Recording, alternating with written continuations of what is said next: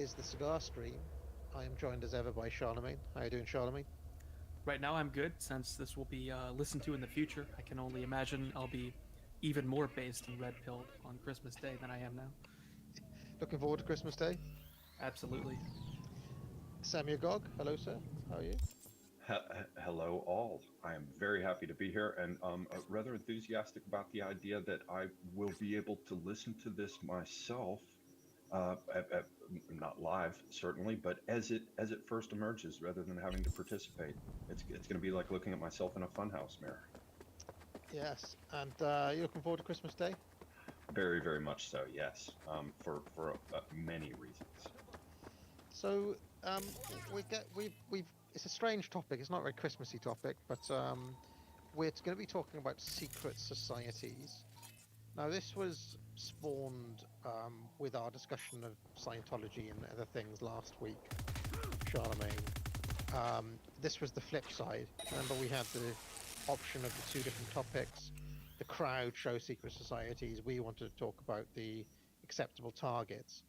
Um, and I have since had a chance to research this topic a little bit. I sent a book uh, to you to have a look at. Semiogog just kind of knows about this sort of thing, so we asked him along for the ride as well. I also watched various kind of YouTube and BitChute documentaries that people have put out, and I've kind of gathered together the main skeleton, if you want, of the typical narrative told by people who believe that history, or at least history since about 1775, has been mainly directed by these secret societies. Um, and along the way, one of the things I want to do is to assess, what we make of these claims. Do they have any validity, or is it just tinfoil hattery of the lowest order? What are the arguments for and against this? And to think about the implications, I guess. But before we get to that outline, the book that I sent, which is a book that's just called it's called The Occult and Subversive Movements: Tradition and Counter-Tradition in the Struggle for World Power, has this interesting thesis that derives from people like Evola about how these secret societies were set up with the explicit aim of being anti-tradition. They were set up to counter traditional thought. Is that right, Charlemagne? Yeah, we should clarify there as well that by anti tradition, we don't just mean against tradition, the capital T tradition that Evola uses in his work. What we mean is an counter traditional religion, essentially, or occultism masquerading itself under the guise of tradition. So it's sort of presenting itself as some sort of traditionalist ideology on its face, whereas in reality, it's actually intended to undermine everything you would associate with tradition. Yeah, Yeah, there's and yeah, carry on, Semigod.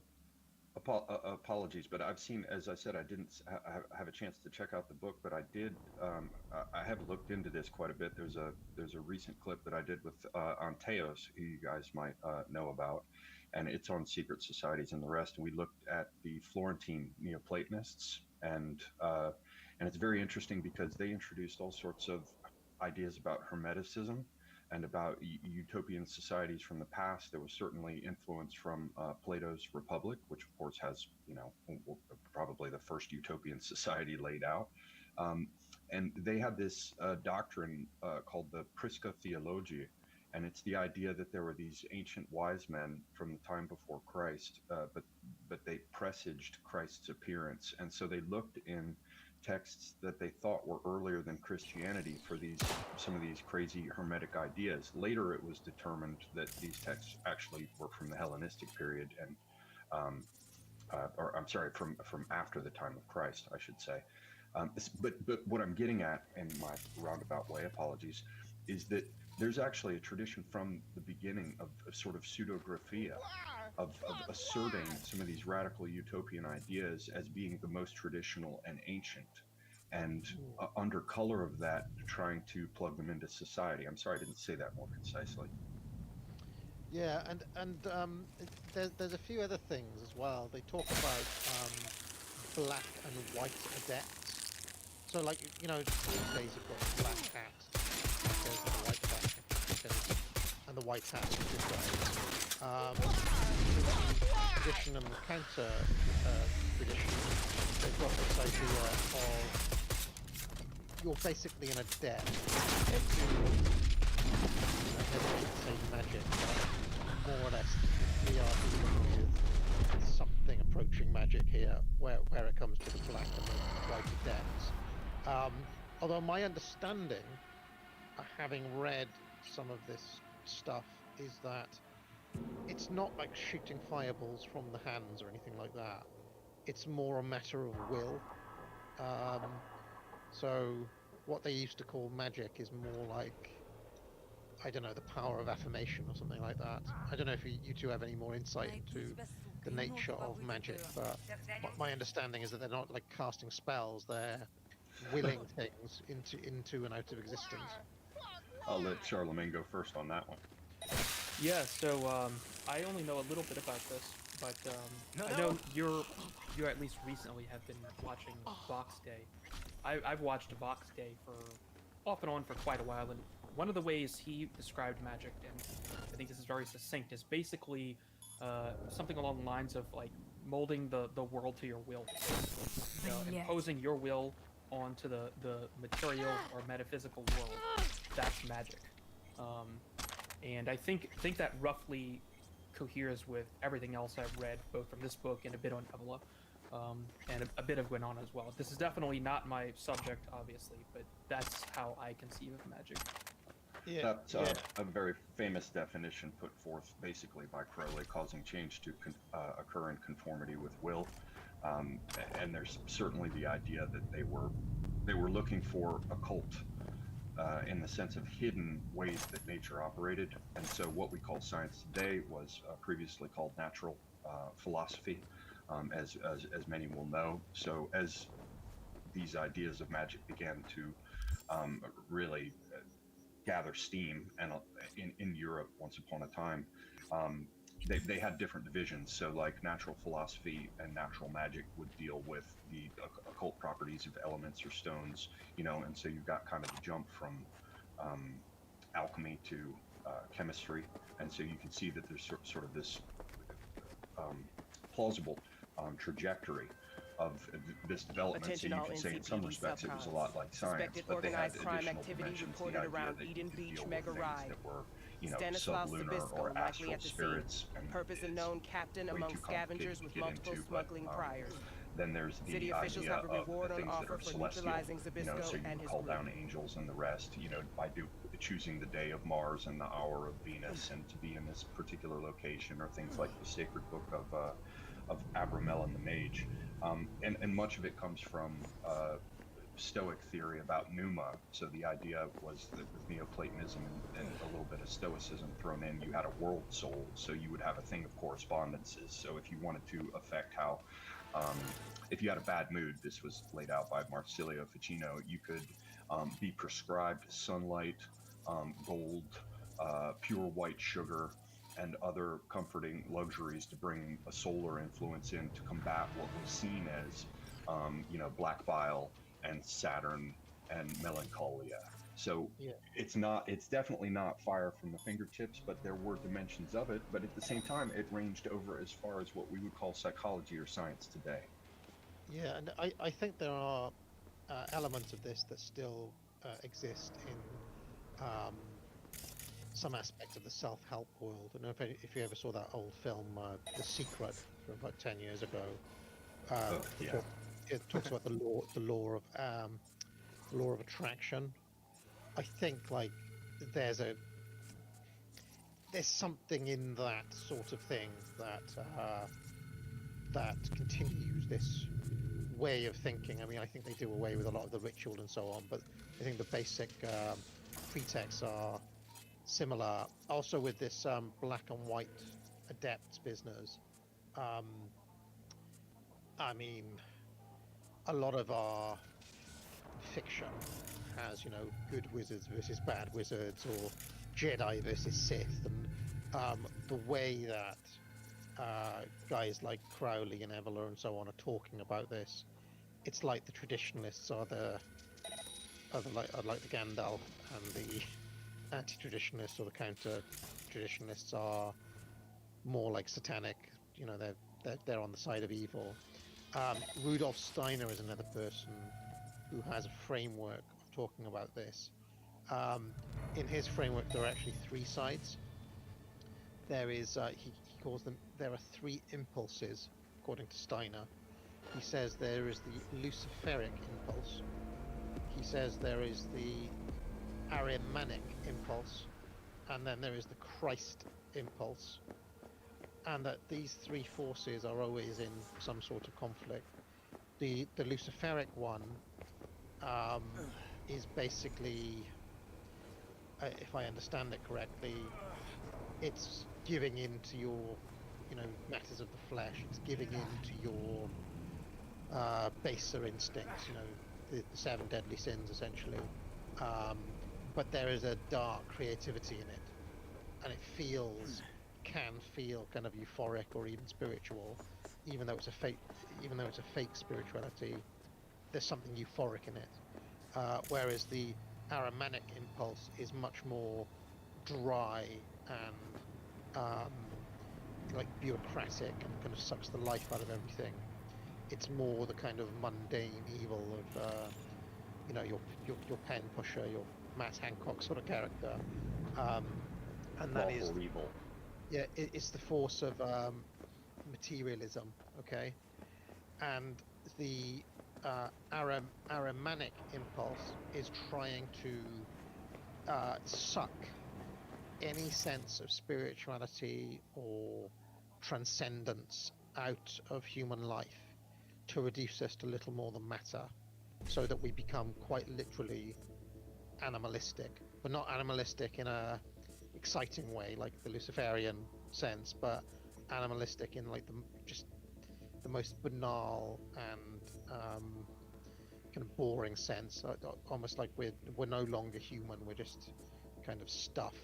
And the idea is that the Christ impulse is able to strike a balance in the force between the Luciferian and the Aramanic, according to Steiner.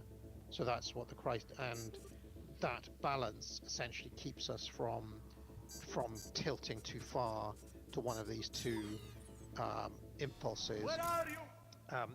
But, and this is where I didn't quite understand it, but I think the Aramanic is used as a stratagem by the people in the secret society to keep most of the populace out of feeling anything spiritual, Where'd you to go? keep us in materialist kind of ignorance, which then leaves most of the populace easy prey to, you know, the darker impulses, which they, you know, those members of secret societies are allowed to dabble in, something like this. Sound right to you? Yes, though I'm while familiar with Steiner, I'm more aware of like his work on Nietzsche and his stuff with children's education. So I'm not aware of this specific framework. One thing that does occur to me though is that there is this interesting tarot card of the devil, and the Arthur Edward Waite version of it was actually taken over whole from one that was laid out by this guy who traveled under the name Eliphas Levi. His name was actually Alphonse Louis Constant, and he was a commie or socialist. And very early on, we see an association between early socialism and the occult, at least some branches of it. You know, this utopian project, the idea of, you know, changing man's soul, or, you know, Attention how all things NCPD manifest on Earth subcons. would seem Suspected to be organized crime utopian. activities. And that card shows Around Eden Beach the mega devil ride. standing there. Some people can Stanislaus conjure it in their Zabisco mind, likely you at know, the scene. I guess Purpose unknown, conjure it, captain you can among say that. scavengers with multiple You can see the smuggling image in your priors. mind, and it City shows officials have a a reward devil on standing offer for there in front of neutralizing what looks like an Zabisco and his altar group. that is rectilinear, and there's a man and woman chained to it. So it's almost like this image of a man and a woman chained in the prison of matter. And which is rather interesting when you talk about how things like this Ahrimanic aspect, which is, you know, sort of flattening everything and making it materialistic, and there being no vertical access to the divine or the sacred. Interesting that you'd have a card like the devil, which is more about the circumstances of matter than, in their view, than anything like, you know, Satan or the great evil of Christianity or the religions of the book. And on that card, you'd show people bound in that way to something that's actually cubical, like, you know, matter, and you know, the four directions, four as an emblem of matter in the world. Let me jump in here because I'm starting to get a bunch of trains of thought in my head, and it's getting hard to keep track of them. So, a couple things here. One, I believe Alphonse is actually referenced in the book. The book we read, which AA can repeat the title in a minute, covers the connections between the occult and socialism and other types of utopianisms extensively. So if you're interested in that, definitely read this book, which is it also has a bit on the bit on that card that Semiagog was just talking about. Let me see if I can find a picture of that. Yeah, and I wanted to comment on that as well. So one thing that the book makes note of is that Lucifer is basically known as the light bringer, the bringer of knowledge, enlightenment to human beings, right? Which is actually more or less the correct interpretation of Lucifer or Satan from the Christian perspective, right? Satan actually delivers the knowledge of good and evil to human beings, and this is the fall, right? And the interesting thing about the way Luciferians view Lucifer is that the acquisition of this knowledge was a good thing for human beings, and that they're actually prevented by God from transcending in this way, right? Whereas in the Christian perspective, this ability now to commit evil consciously is the fall, and it's a bad thing, right? This is like the difference between Luciferians and Christians, and it's an interesting point because the naive approach is that, you know, Satanists or Luciferians just worship evil or something, but that's not quite what's going on there, right? They're not interested in doing evil per se so much as they hold Lucifer above God because he brought knowledge to human beings, material knowledge, and an awakening from the animal form. And going on that note, so you mentioned in the tarot card this idea of I think that you said Lucifer, or it might have been humans being imprisoned. This is a picture. Sure, Can you guys see that? Let's look at it. Yeah. So there's the picture of the card, and this is the text that is in the book next to it, which I can read to you if you want. It says, in its most general meanings, it signifies mammon, and thus big business, the conventions of society, the injustice and cruelty of the social order, in which money takes the place of God, in which humanity is bestialized, in which war is engineered by greed masquerading as patriotism, in which fear is dominant. Students of astrology will have no difficulty in seeing how this corresponds to Capricorn, the sign of big business, and the sign of world fame. And there's the card there.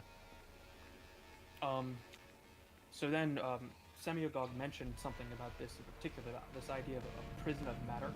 One of the things that's referenced in the book we were reading is this more or less Gnostic idea of humans having some sort of divine energy in them, and that this energy is actually imprisoned by the material world. And basically, their goal is to break out of this prison of matter and ascend to some form of godhood, basically, right? Which is actually anti-traditional, right? If you read Evola, and this is actually pointed out specifically in the book, the goal is not to become as a god from Evola's traditional perspective, but the goal is to maintain traditional knowledge and carry it forward into the future, right? So that's a key difference between the anti-traditionalists and the Evolian capital T traditionalists. And then, There, yeah, go ahead.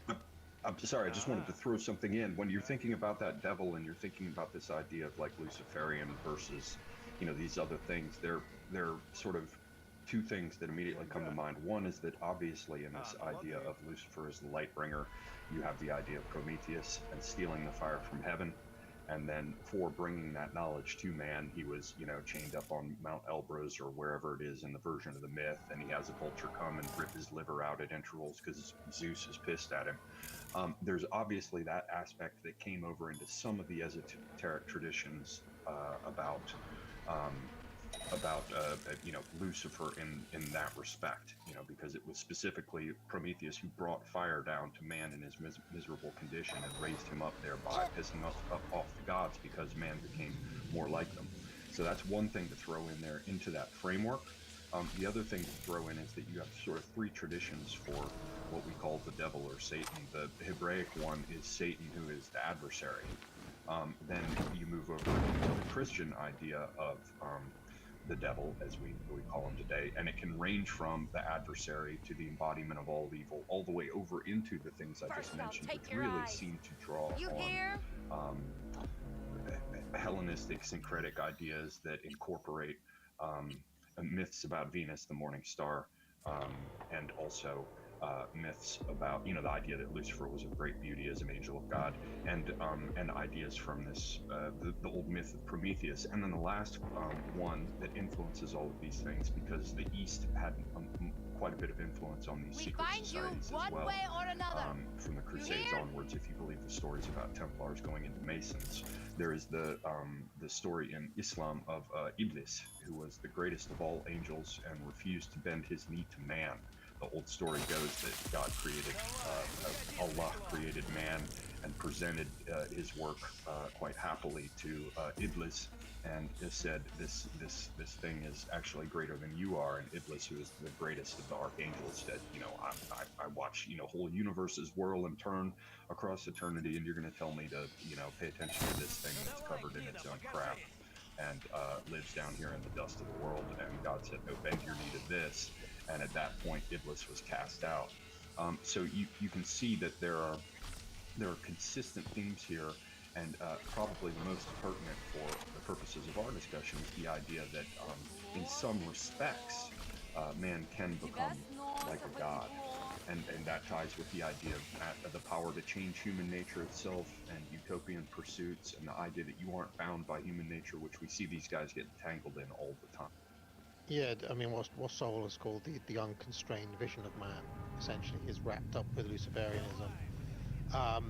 Now, before we get into this, there's a speech by JFK of all people that I found that somewhat blew my mind when I came across it, which I thought is worth playing just before we get into this discussion of secret societies, to show that at least one American president was prepared to discuss this in public, which shocked me a little bit. The other thing is that this book gives quite a useful taxonomy, where he says not all secret societies are the same. He says actually there are 6 different types, and I'll go through them. He says the first type of secret society, the existence of the group is known and the membership is public knowledge, but the rituals and the meetings are secret, and this describes the Freemasons. So everybody knows that the Freemasons do not pretend they don't exist. They're open. I think they've got a website, right? You can go and say, this is the Freemasons. They hold, I seem to remember that every year I go to this board game expo. I say every year, not this year, but every other year. And at the same time, there's like a Mason meeting next door.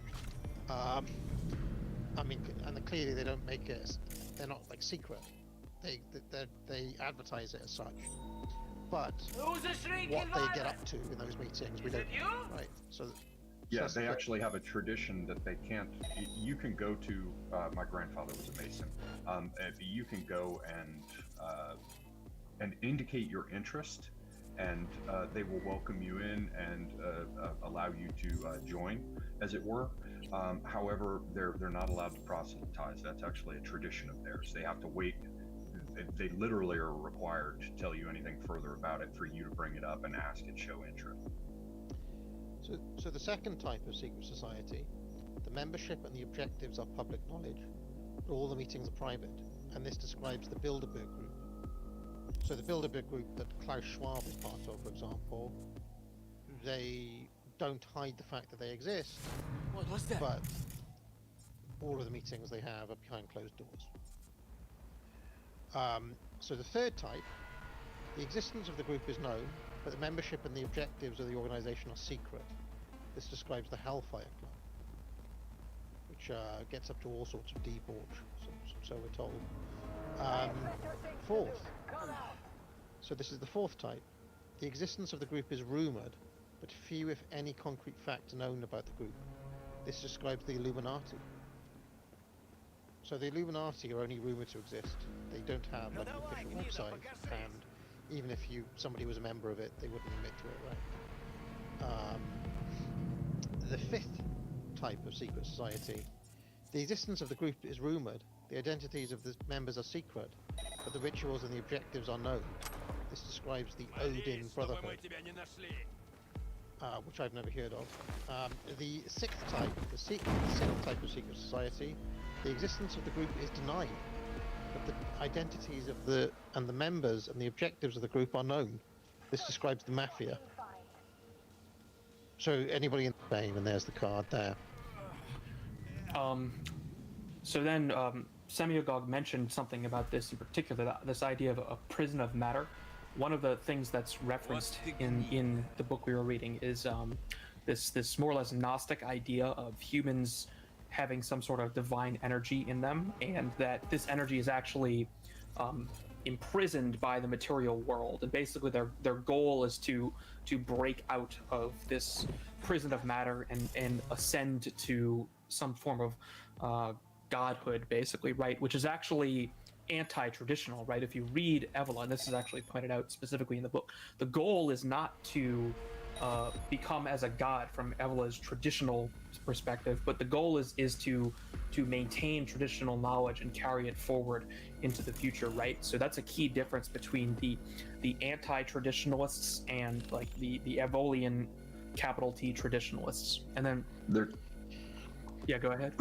I'm sorry, I just wanted to throw something in. When you're thinking about that devil and you're thinking about this idea of like Luciferian versus, these other things, they're sort of two things that immediately come to mind. One is that obviously in this idea of Lucifer as the light bringer, you have the idea of Prometheus and stealing the fire from heaven. And then for bringing that knowledge to man, he was, chained up on Mount Elbrus or wherever it is in the version of the myth, and he has a vulture come and rip his liver out at intervals because Zeus is pissed at him. There's obviously that aspect that came over into some of the esoteric traditions about Lucifer in that respect, because it was specifically Prometheus who brought fire down to man in his miserable condition and raised him up there by pissing off the gods, because man became more like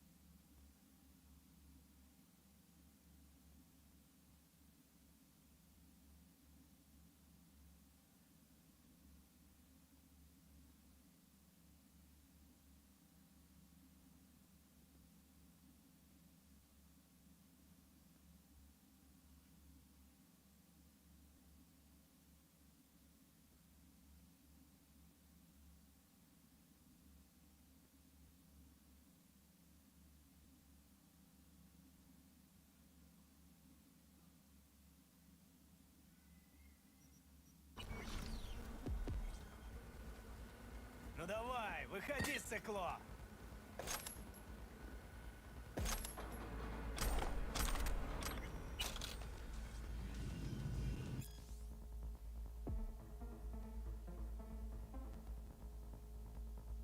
Like them. So that's one thing to throw in there into that framework. The other thing to throw in is that you have sort of three traditions for what we call the devil or Satan. The Hebraic one is Satan, who is the adversary. Then you move over into the Christian idea of the devil, as we call him today, and it can range from the adversary to the embodiment of all evil, all the way over into the things I just mentioned, which really seem to draw on Hellenistic syncretic ideas that incorporate myths about Venus, the morning star, and also myths about, the idea that Lucifer was of great beauty as an angel of God, and ideas from this the old myth of Prometheus. And then the last one that influences all of these things, because the East had quite a bit of influence on these secret societies as well. From the Crusades onwards, if you believe the stories about Templars going into Masons, there is the story in Islam of Iblis, who was the greatest of all angels and refused to bend his knee to man.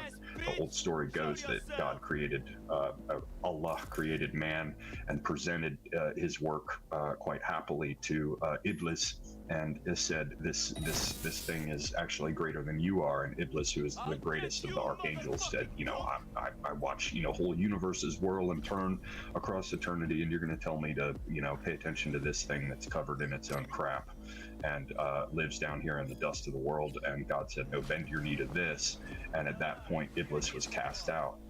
So you can see that there are consistent themes here, and probably the most pertinent for the purposes of our discussion is the idea that in some respects, man can become like a god. And that ties with the idea of the power to change human nature itself and utopian pursuits, and the idea that you aren't bound by human nature, which we see these guys get entangled in all the time. Yeah, I mean, what Soul is called the unconstrained vision of man, essentially, is wrapped up with Luciferianism. Now, before we get into this, there's a speech by JFK, of all people, that I found that somewhat blew my mind when I came across it, which I thought is worth playing just before we get into this discussion of secret societies, to show that at least one American president was prepared to discuss this in public, which shocked me a little bit. The other thing is that this book gives quite a useful taxonomy, where he says not all secret societies are the same. He says actually there are 6 different types, and I'll go through them. Hey, He says you're a the first type of secret society, the existence of the group is known and the membership is public knowledge, but the rituals and the meetings are secret, and this describes the Freemasons. So everybody knows that the Freemasons do not pretend they don't exist. They're open about. I think they've got a website, right? You can go and say, this is the Freemasons. They hold, I seem to remember that. Every year I go to this board game expo. Well, I say every year, not this year because it was cancelled, but every other year. And at the same time, there's like a Mason meeting next door. I mean, and clearly they don't make it. They're not like secret. They advertise it as such, but what they get up to in those meetings, we don't know, right? So yeah, they actually have a tradition that they can't. You can go to. My grandfather was a Mason. You can go and indicate your interest, and they will welcome you in and allow you to join, as it were. However, they're not allowed to proselytize. That's actually a tradition of theirs. They have to wait. They literally are required to tell you anything further about it for you to bring it up and ask and show interest. So the second type of secret society, the membership and the objectives are public knowledge, but all the meetings are private, and this describes the Bilderberg group. So the Bilderberg group that Klaus Schwab is part of, for example, they don't hide the fact that they exist, but all of the meetings they have are behind closed doors. So the third type, The existence of the group is known, but the membership and the objectives of the organization are secret. This describes the Hellfire Club, which gets up to all sorts of debauch, so we're told. Man, I hate this cowardly horseshit. Fourth. So this is the fourth type. The existence of the group is rumored, but few, if any, concrete facts are known about the group. This describes the Illuminati. So the Illuminati are only rumored to exist. They don't have like an official website, and even if somebody was a member of it, they wouldn't admit to it, right? The fifth type of secret society. The existence of the group is rumored. The identities of the members are secret, but the rituals and the objectives are known. This describes the Odin Brotherhood, which I've never heard of. The sixth type, the sixth type of secret society, the existence of the group is denied, but the identities of the members and the objectives of the group are known. This describes the Mafia. So anybody in the Mafia would not admit to being in the Mafia, even though it's blatant the Mafia exists, and, you know, there have been like various Mafia dons over the time, right? So those are the 6 different types. He says, and any group you can name of, the Order of the Assassins, the Black Hand, Broderbond, Knights of the Apocalypse, KKK, the Cult of Thuggee, Order of the Skull and Bones, Luddites, they all fit into one of these 6 categories, if you were to, you know, try to do that. Challenge to the audience, classify deep lore. So that was the first thing I wanted to mention, and the second thing is just to play a bit of this speech by JFK. Can you both see this? I won't play it all, but I'll just play an excerpt of this speech, because I just think it's really interesting. JFK gave this speech in 1961, in April of that year.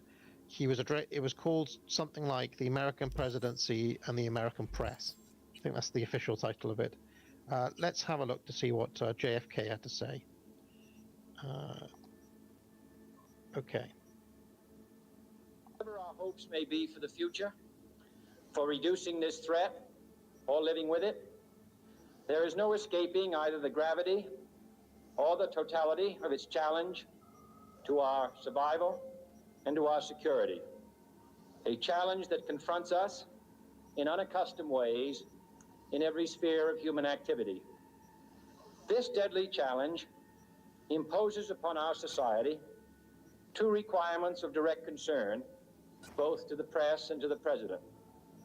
2 requirements that may seem almost contradictory in tone, but which must be reconciled and fulfilled if we are to meet this national peril. I refer first to the need for far greater public information, and second, to the need for far greater official secrecy. The very word secrecy is repugnant in a free and open society, and we are, as a people, inherently and historically opposed to secret societies, to secret oaths, and to secret proceedings. We decided long ago that the dangers of excessive and unwarranted concealment of pertinent facts far outweighed the dangers which are cited to justify it.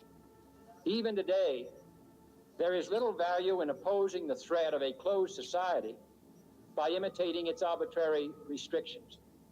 Even today, there is little value in ensuring the survival of our nation if our traditions do not survive with it.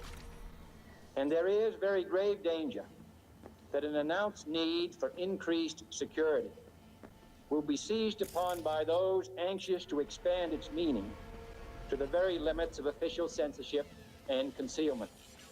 That I do not intend to permit to the extent that it's in my control. And no official of my administration, whether his rank is high or low, civilian or military, should interpret my words here tonight as an excuse to censor the news, to stifle dissent, to cover up our mistakes, or to withhold from the press and the public the facts they deserve to know. But I do ask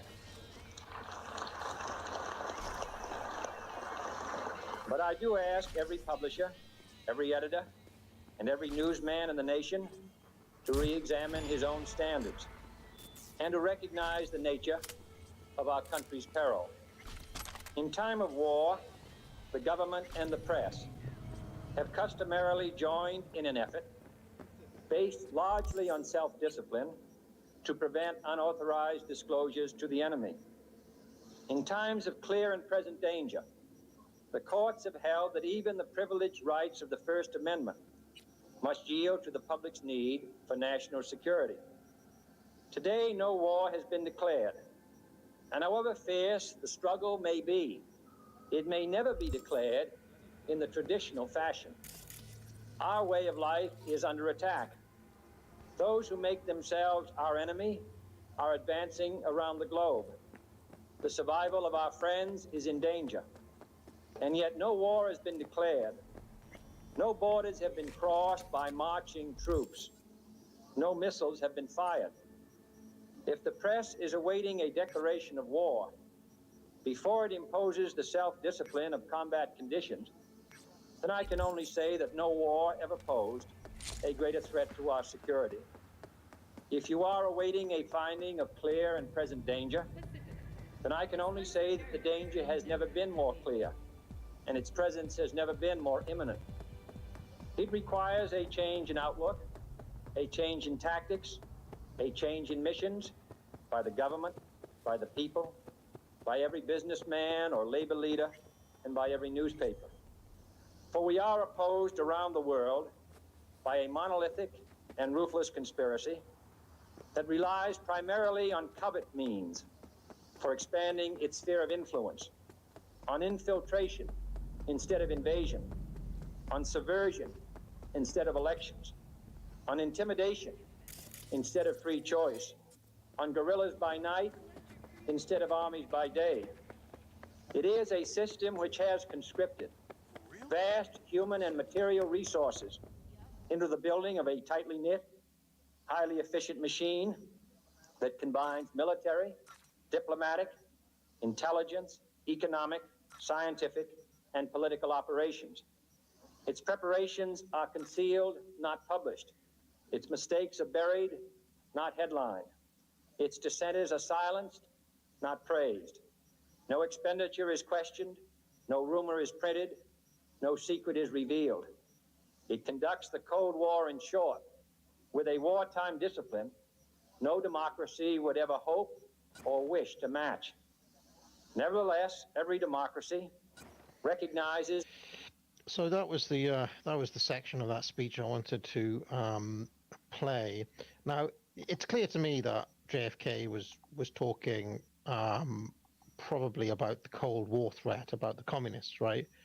That's who he was talking about, but he phrased it in a very strange and interesting way, and wrapped it around this idea of secret societies and them working as a kind of covert enemy. And he actually used the language of tradition and the language of counter-tradition to phrase that. So a lot of the quote-unquote conspiracy theorists posit that this speech by JFK was working in two different ways. Like, it worked on a straight-up level that he's just talking about the Cold War, but it also worked at an esoteric level where he was pushing certain buttons for the people who know where to look for them, type thing. It has also been posited that this is probably one of the reasons why JFK was taken out. So, yeah. Any thoughts? Well, if what's his name, Staunton Evans and Diana West are to be believed, and our own eyes are to be believed, obviously the U.S. government has been heavily infiltrated by communists, certainly since the 30s, probably from the 20s, and things going on with Harry Hopkins and FDR and all the rest.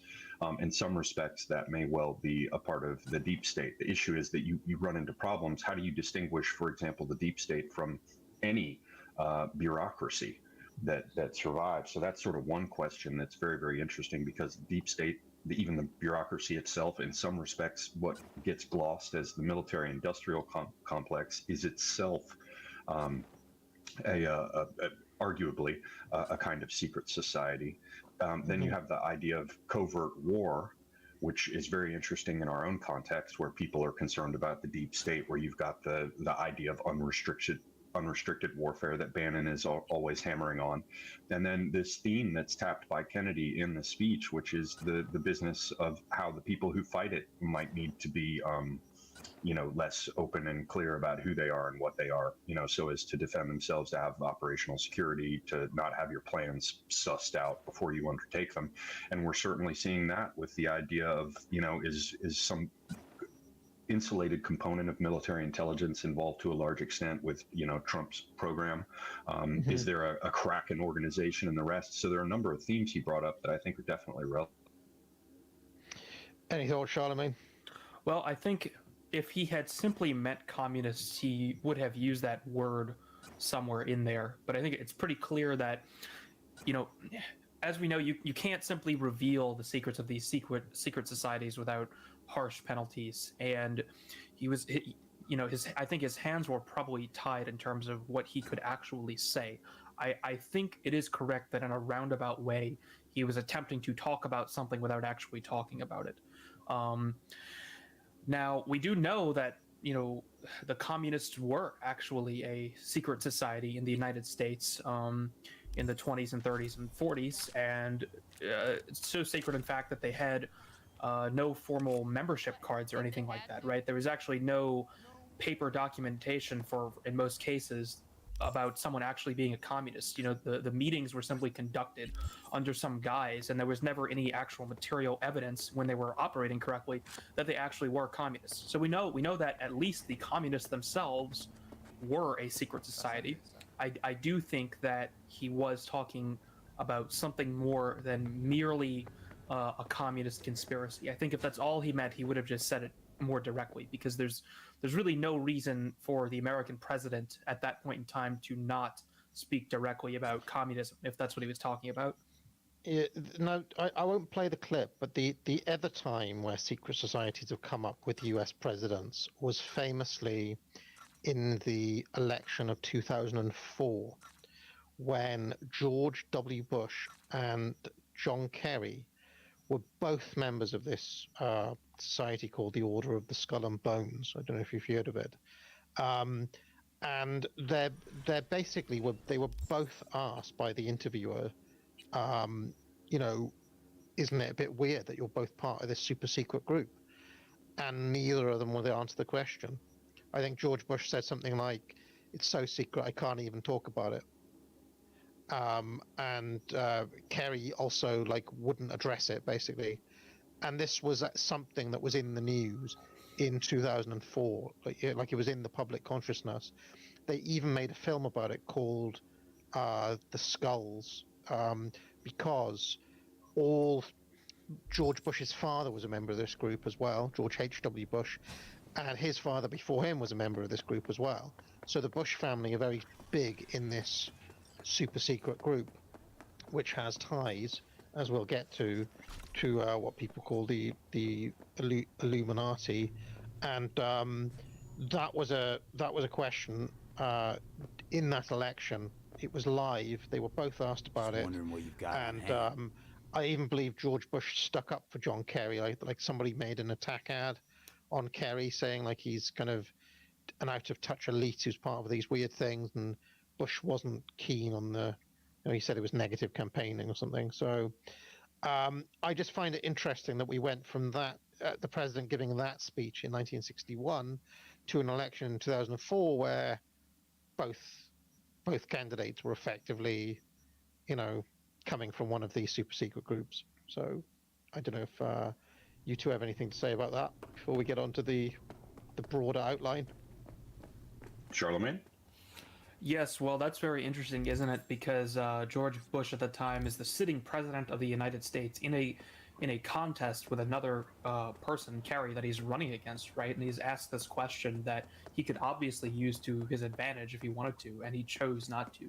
That's just a very interesting thing for someone that powerful in a contest to hold on to that power, decided to abstain from it, right? And Kerry did the same when he likewise could have attempted to utilize that in some way, but they both it's very clear that they're I think if there's anything George Bush is sincere about, it's that he's never going to reveal the secrets of Skull and Bones, right? And we Yeah. can only consider that fact in of itself. I think it's hard to draw any specific conclusions from that, but it's very Yeah. interesting. And because that was a big issue in the 2004 election, there were a ton of documentaries from around that time, and there were people kind of like, there was hidden footage of one of their, because I think it still goes on in some of these Ivy League. I think it was at Yale. Somebody found, I think Alex Jones actually found like footage of a ritual from Skull and Bones, like early, like young Alex Jones when he still had hair. And another bit of footage that I saw when I was looking into this was this woman saying that affiliation to this society is actually stronger than family. Like they say blood is thicker than water, but membership of this group is bigger than family. So literally, as you were saying, Charlemagne, someone like George Bush, like he'd sooner die than reveal the secrets of this group. So. There's also the idea of sort of mutually assured destruction, right? They both are hurt, as well as the society itself, from either one of them kicking at it. So they just both agree just to quietly maybe let it go the other way. This brings up one last thing that's a sort of general theme. I realize I'm sitting over here in the corner just saying, well, I'm going to introduce this little general theme and everyone can consider it later, but I think it bears. Bush the Elder, rather than the younger, the shrub, Bush the shrub. Bush the Elder was head of the CIA, of course. I've even heard it suggested that he may have been the Deep Throat character from Once Upon a Time. But at any rate, Bush, the Elder, ran the CIA. The CIA is obviously a secret society after a fashion. I mean, different components of it will fit different facets of that definition you offered at the outset, whether or not their membership is known or activities and the rest. But there are many sort of subdivisions within it that would fit the different categories that were laid out in that book you were drawing from. And the reason that I want to just throw this out there so that it's sort of in everybody's awareness as we go through the rest of the content is that there's some fundamental aspects of secret societies and secret services that I've explored on my channel and discussed on a number of occasions. They constantly fascinate me because there's the idea, one, that there's a hidden war that other people don't know about that you're fighting. And there are any number of ways that can get involved in millennialism, not the generational cohort, but you understand the apocalyptic ideas about the future and judgment of the world, all the way around to like a Cold War or unrestricted warfare going on with the Chinese and Confucius societies or whatever. There's also the idea of initiation, because with a lot of these, magical orders, as they style themselves, there's the idea that you're allowed into occult knowledge about how the universe works and how these occult forces interact and what's really going on. The idea of sort of the shadows on the wall of the cave, or that old woodcut or whatever of the guy sticking his head outside of the fretted fire or the dome of the universe to see what's beyond.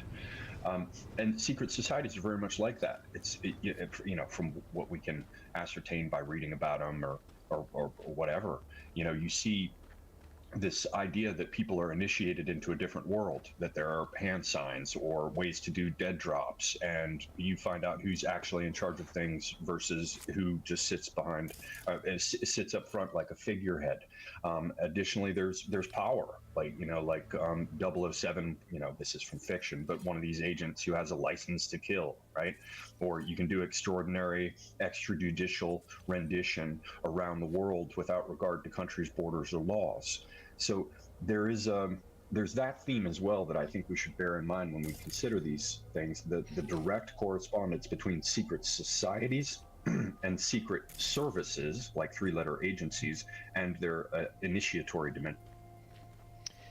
Yeah, they also have, obviously one of the big ideas is that knowledge is power, and they have this secret knowledge, this occult knowledge that they keep to themselves, and everybody else is kept low and out of things. But you have to remember that the bug man of science, the midwit that we think about with his open soy mouth, or indeed any of us who are not part of this kind of world, they keep us out of that knowledge, and they keep it for themselves, which gives them power, because they know what to look for, whereas we don't. We're part of a war without knowing it. They're part of a war while knowing it, if that makes any sense. So that's where part of the power comes from, is keeping other people out of whatever that secret is. The other thing, just going off what you were saying, Semi-Agog, is that my understanding is that these people are constantly dog whistling to each other, right? So whatever these symbols are, these esoteric symbols, they embed them in their own photographs, sometimes openly, sometimes brazenly, because they're that kind of confident that nobody's onto them. Whether it's somebody like the books that Hillary Clinton has got, or the tattoos that Madonna puts on her arm. Like, these are the things that people look out for who are onto these things. Do you know anything about that? I know you like to study symbols. Yes, there's quite a bit of it. But rather than getting into the particulars of it, I can probably just give you two very quick examples of how sort of all of that comes together. One is that the secret societies and the secret services, that idea of the two parallel tracks which often overlap entirely, that's real. There's a book by, I believe it's by a guy named Spence, who basically spent most of his career researching the history of intelligence services and operations, particularly with attention to World War I and World War II and the British services. And everybody can read the book. I think it's called Secret Agent 666. But to me, it was convincing. He went after Crowley and showed quite convincingly that Aleister Crowley was working for British intelligence. And so, for example, when he went into the first order that he was initiated into, the Golden Dawn, which had a number of famous members, not least among them W.B. Yeats. He actually had been tasked with doing so in order to find out about separatist nationalist movements. So Yeats, he was going after because Yeats was involved with Irish independence. Of course, from 1890 to 1920, that was hardcore stuff that was hammering away at the very fabric of the kingdom. And there was another figure who's very famous in those circles. He goes under the name of S.L.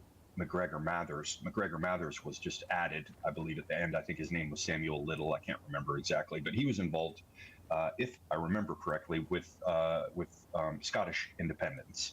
And so there you have this idea of, or we have a historical example of one of these occult guys who is famous for not only joining occult societies but also starting them, was actually operating as a part of the Secret Service. And I'm going to come around to symbols, but I want to say last for the Crowley idea. Remember, right before he died, he was getting more and more involved as folkish societies were coming up and the Second World War was rolling around. He was getting involved with German occult societies and attempting to penetrate them with the OTO, the Ordo Templi Orientis.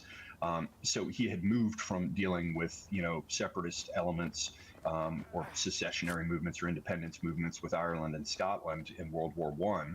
And later, he was famous for having a temple, that quote unquote temple he had put together in Italy under Mussolini's government. And he was eventually ejected, and then he starts getting involved with German secret societies. So we see that there. Last thing is about the symbols.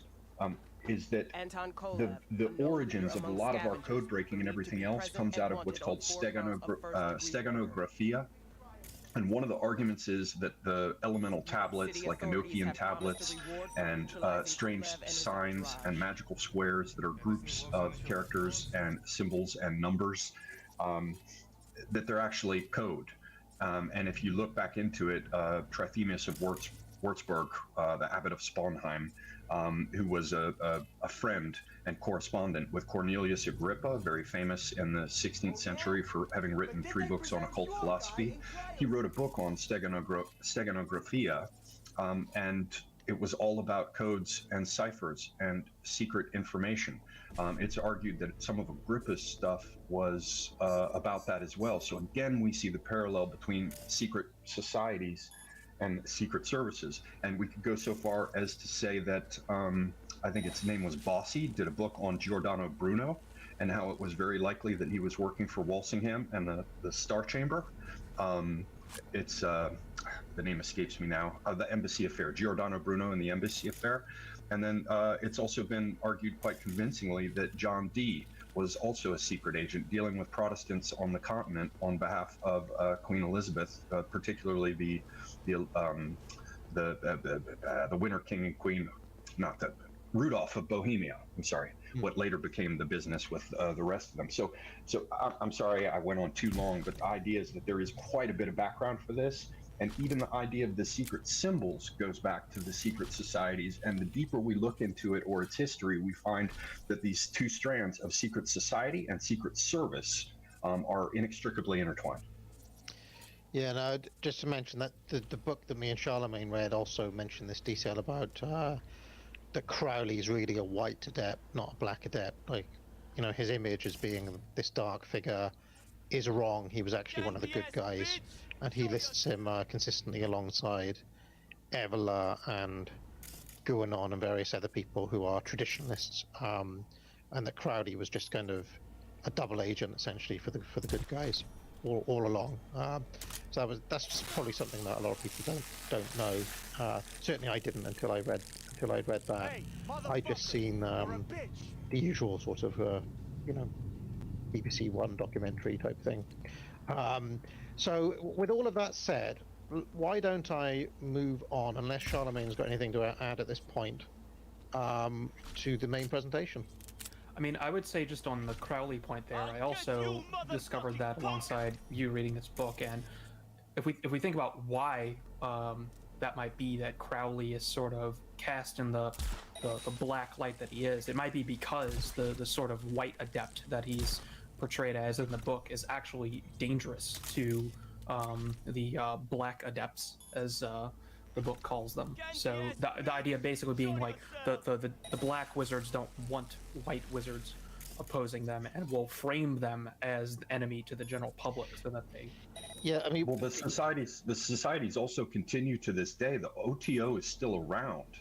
And there is no doubt that organizations like that continue to get used to this day as sort of fronts or covers for other kinds of operations. So if you reveal that fully, like in that Spence book, they were talking about how there was still some plausible deniability that the government, when he was doing open records requests and things about Crowley's background, the British government was being all coy about it. Well, Crowley helped to found organizations, and they're still around today. And what if they're still doing those same things? That's another dimension of this. Bear in mind that that coming out of the OTO, you had they recently did a TV program about it that's awful, but it's Jack Parsons, the rocket scientist in the Jet Propulsion Laboratories out in California. He was a member of the OTO, and then he got all tangled up with what's his name from Scientology, the redheaded dude. What's his name again? The one who founded it? It's escaping me. Hubbard. Yes, L. Ron Hubbard was a friend of Jack Parsons, and apparently ran off with his woman, a chick named Marjorie Cameron, if I'm remembering it right. This is from way back in my Magic Boy days. But Hubbard, who comes out of that thing with the OTO, and who's running in the circles with Jack Parsons, who oddly blows himself up in a laboratory accident, and these secret societies. He goes on to found Scientology. So it's just another angle of underscoring why people might not want to talk about this background. It might not be just black and white hat. It's a matter of like exposing assets that you've put into place multi-generationally, because that's one of the big initiatory things. Most people in the normal world are driven by a 3 to 5 year exit strategy in anything that they undertake. It's one of the reasons why institutions don't get carried forward quite in the way they should, as they did in ancient, more traditional cultures, is that we want an exit strategy to move away with profit. But these organizations, they operate over generations quite quietly. And they do, to some extent, seem to pass on their knowledge generationally so that they can observe the childhood and rise to majority of any particular individual they're thinking about recruiting. They can do it within family lines or, closely related families, so they can see who that target is, how they're likely to come up, whether they can be trustworthy, what their weaknesses are.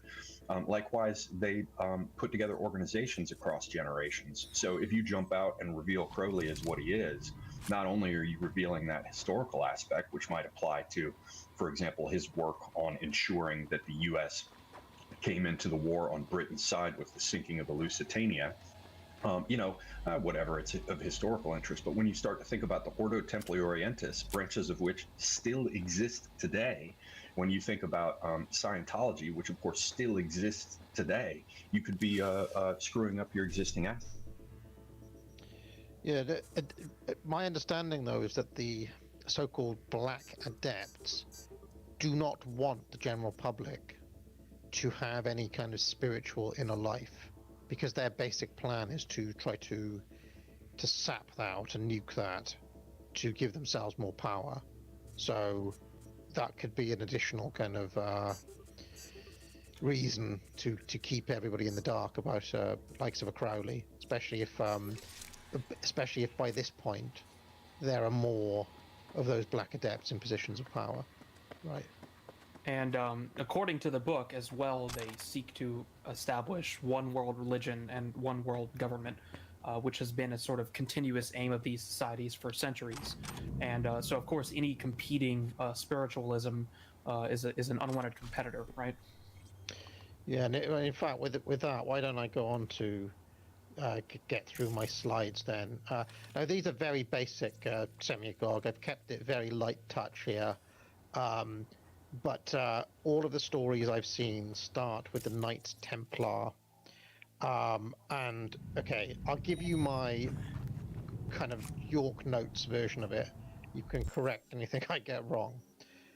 My understanding is the Knights Templar were set up by some French king during the Crusades.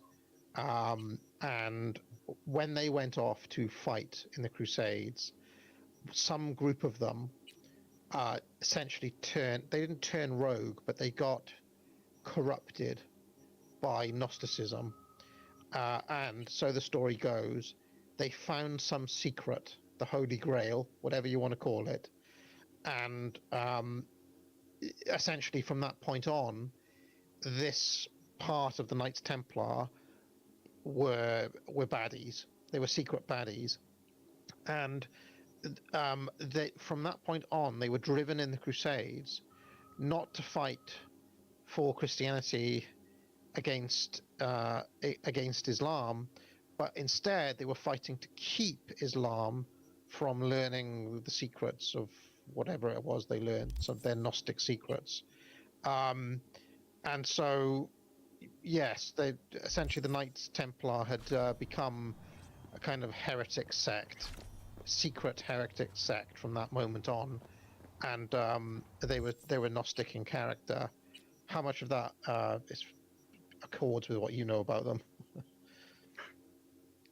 Sound right? Well, yeah, I don't know a great deal. The only thing, apparently it was Godfrey de Bouillon or whatever, 1099, shows up in Jerusalem, captures it for the West. They appear sometime afterwards to protect pilgrims going to and from the Holy Land. And then, there's the business of them worshiping a Baphomet idol and the rest, and the way in which, I can't remember if it was Labelle or whatever, but it was around 1300 that they got taken down. The interesting thing I would throw in there that is doubtless going to be important as we go further ahead. Anybody can quibble about whether they're directly related to Masons or if Rosicrucians are the same thing and the rest. I'll leave that aside. But it's banking.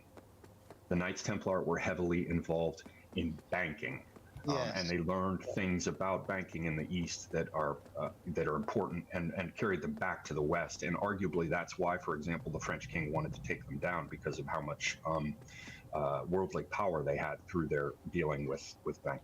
Yeah, the Knights Templar became very rich, had a huge, they amassed great possessions. The other thing that I learned was that there were these guilds, the various guild guild groups in medieval Europe that were powerful in their own right. Now, in London, if you ever go to the city of London, these guilds still persist to this day. There's like a guild of the tailors and a guild of the weavers or whatever. They're still there. In fact, I've been to one. I was invited. I happen to know someone who's part of one of these guilds, and I was invited and I went along, and it was a very, very swank, black tie event, with a speech and the dinner and all the rest of it. But one such guild were the Masons, who obviously originally were involved in actually making things. Like they were stonemasons, right? They just made stuff. But over time, and I don't know how this connects with the Knights Templar, but over time, essentially, this group got corrupted at its topmost level, possibly by these rogue Templars, or possibly by someone else. But effectively, the Masons, become what is known as the Illuminati. But you could have like perfectly innocent people who are Masons. Like you mentioned that you were related to someone, Semigog. Was it your uncle or your father, or grandfather? Yeah. Your grandfather, right, was probably not a member of the Illuminati and was probably a perfectly decent chap. He was just like also happened to be a Mason, unless he was like, 34th degree Grand Wizard or whatever. He was 33rd degree, yeah. Probably in the Mafia too, and probably in World War II worked in Italy with the CIA doing interrogation. Well, okay, well there you go. Your grandfather was probably a member of the Illuminati then. Yeah. But like, what I'm trying to say is it's perfectly possible for people to be involved in it, like, without being a member of that. The book makes the distinction between regular and irregular Freemasonry. Yeah, go ahead. Sorry, go on. No, Charlemagne, go on. I'm sorry. Oh, well, I was just gonna add to that there's the idea of there's like the public idea of Masonry, and then there's also within Masonry itself there's even further secret organizations that many of the Masons themselves don't even know about. So you can have this layered tier of secret societies in one society. Yeah, there's not one Masonry. There's York Rite, there's Scottish Rite, there are all kinds of subdivisions. It's even argued that some of the Illuminati with Weishaupt stuff came out of Masonry. And there's one thing I wanted to add about Knights Templar, since AA brought up the business of the guilds and their secret knowledge. It's very relevant, and I'm glad he brought it up, or I would have forgotten. One of the arguments is that the Knights Templar secret society aspect, that it came out of Muslim traditions that were also very, very big in Iran, and it's called spiritual chivalry. They call it futuwat or futua, and this is an idea of a kind of spiritual chivalry. So if you imagine something like training your warriors in a feudalistic system, but at the same time that you're training them in battle, you're also sort of turning them over to the dervishes to be trained in esoteric thoughts and ideas. So that there's the idea, and this same system, Futua, is a sort of Muslim world version of medieval feudalism. So you very much have the idea of different trades and guilds and craftsmen and a very hierarchical structured society, not only vertically, but in terms of classes and trades and professions.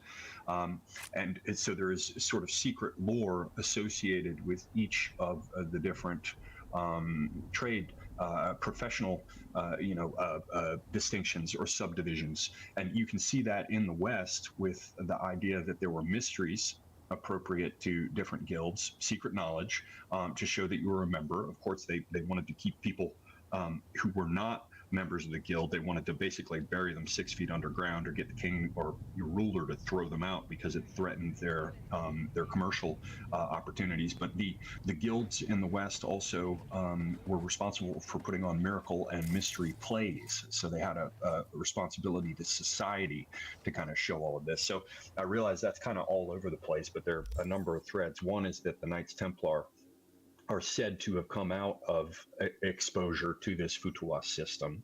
The other one is that the Futuwas system itself, as well as the guilds further west, also had their own secret knowledge that was only given to people who had become, members of the guild. So you can see that sort of initiatory aspect associated with knowledge and commercial and business relationships. It's very multivalent.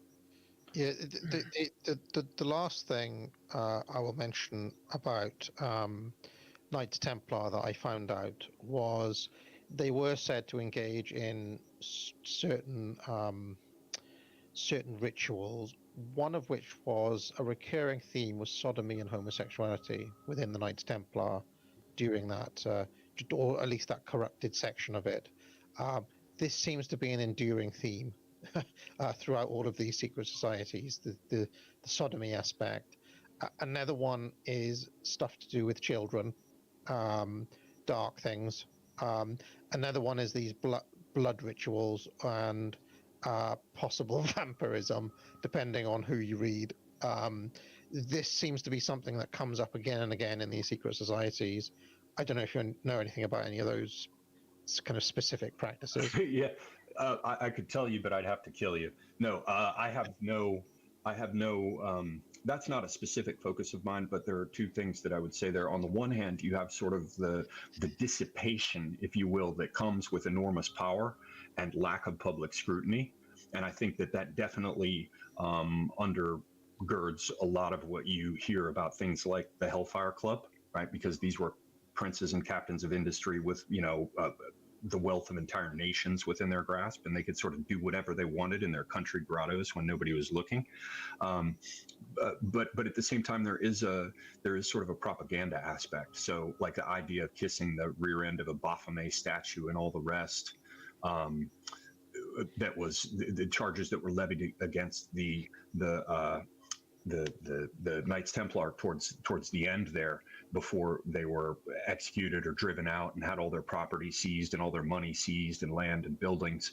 A lot of that was designed to discredit them so that their wealth could be taken. So I'm not saying it's not true. As I said, the dissipation aspect sort of it ensures that you're going to find a certain amount of it. But we do seem to have three distinct threads. One is that their evil behavior is associated with their occult knowledge and how they gain and exercise their powers.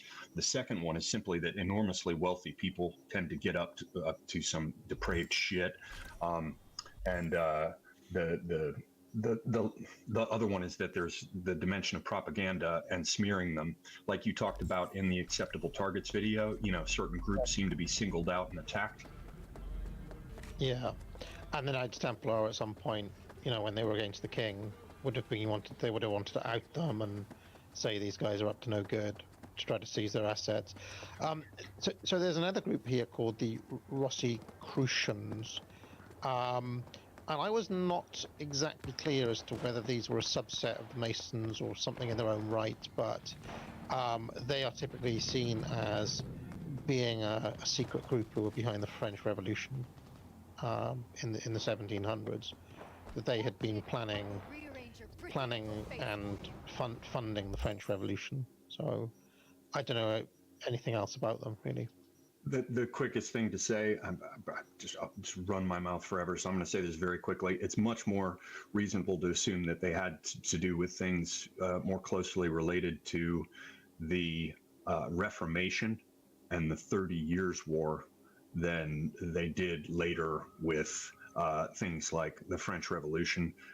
Basically, you could call it a hoax, you could call it a conspiracy. There certainly were people who wanted to find the Rosicrucians. Some people claim that there were Rosicrucians, but the initial tracts that began to circulate in the and maybe the latest years of the 16th century, but definitely in the early years of the 17th century, were sort of anonymous, and they claimed that there was an order of Rosicrucians, but you had to search for them, and it's still unknown to this day whether or not they did or didn't exist. So I could keep going, but I'm just going to stop. One thing on lineage here I want to add before we move on is the book we're reading makes it clear that the actual historical connection from the Knights Templar to the Masons, or I should actually point out as well, Frères Mason, I think is the French pronunciation. Freemasons is actually a mistranslation to English of Frères Mason, which means brothers Mason, right? So it's not actually in the original name free, it's brothers. But what I was going to say before I jumped on that tangent was that the historical connection from the Knights Templar and the Masons is not entirely clear, but the important point is that people believe in this connection, and that affects how people behave. The other thing on lineage is that the Rosicrucians may have spawned in some sense from the Masons, but that doesn't mean the Masons don't continue to exist, right? And these groups aren't totally linear as it's laid out here, but it's more like a web. And as time goes on, you can think about these secret groups sort of crisscrossing each other and spawning other groups from them, right? So it's not that the Freemasons become the Rosicrucians, become the next thing, but that these groups sort of have this network effect with each other where they create offshoot groups, and some of them disappear, and then some of them are resurrected later on by some perhaps person trying to recreate it, or it could be a continuation of the same thing, right? So it's a very complicated genealogy we're looking at. Yeah, no, I mean there are different gradients of this. Like somebody like Evola, my understanding is, basically says sometimes, well, the actual details don't matter. Like what matters is more like what people believe, which is a bit of a strange thing to get if you're kind of an empiricist. That's a kind of tricky thing to navigate sometimes with these things. Like there's one very famous document that Evola says that about. He says like, doesn't matter if it was a forgery. What matters is it believable? which is a very strange way of looking at things, but he's looking at things on a kind of different level from that. He would see it as a trivial matter as to whether it was actually true or not, right? Given on that point, before we carry on, Semi-Agog, I've written here on the right, we're going to assess the claims made by people who peddle these theories and claims of debunkers and so on. Are there people who go around like trying to debunk this sort of idea here, the Illuminati, or is it just more general kind of thing that people roll their eyes at? I would have to guess that there are. None come to mind immediately. Oh God, sorry, you're roboting. You sounded like Darth Vader there. That was great in this particular moment. Is it still bad? Yeah, I would say disconnect your mic and reconnect it. You sound like you sound like actual Behemoth. Yeah, it's really bad. But so while we're waiting for that, since we're looking at the all-seeing eye here, I'll note as well that in the book we're reading, it notes that this symbol, although it's typically associated with masonry and related things, it's actually not essential to their sort of set of symbols. It's something that kind of gets used by the Masons on occasion as other groups may use it, but it's not like some core Masonic symbol like it's made out to be in some films. Semi-Agog, do you want to try now? Yeah, I missed a little bit of that when my headphones were off. I was just going to say that I think some people have gone after debunking it, but usually it's at a remove, right? So it's not that people want to go in and, someone might want to go and find out about the historical truth of the Knights Templar, but what I see more commonly is that someone like a Dan Brown will come along and, talk about some, or Holy Blood, Holy Grail, the book that came first that Brown ripped off. They'll come in and set forth some crazy idea about the Knights Templar, and then someone will show up and debunk that. Or, for example, like the Rosicrucians, there's an American Order of the Rosy Cross or whatever, AMORC, that appeared, I don't know if it was 60s or 70s when it did, but it's supposed to be a new, surfaced Rosicrucian order, and people will sort of go after that. But I tend to find that the trend is more to hint and suggest that there might have been some truth, and to have TV programs about it where they say, tonight we will, look into the hidden history of such and such. I guess what I'm saying is the energy seems to be more behind pushing these things out into public awareness as potential mysteries. Yeah, I mean, going to our subject of last week, Charlemagne, it strikes me that the you know, because I said to people, like, let me know what you think is too hot for YouTube, you know. And it strikes me that Cathedral's kind of perfectly happy with these ideas out there.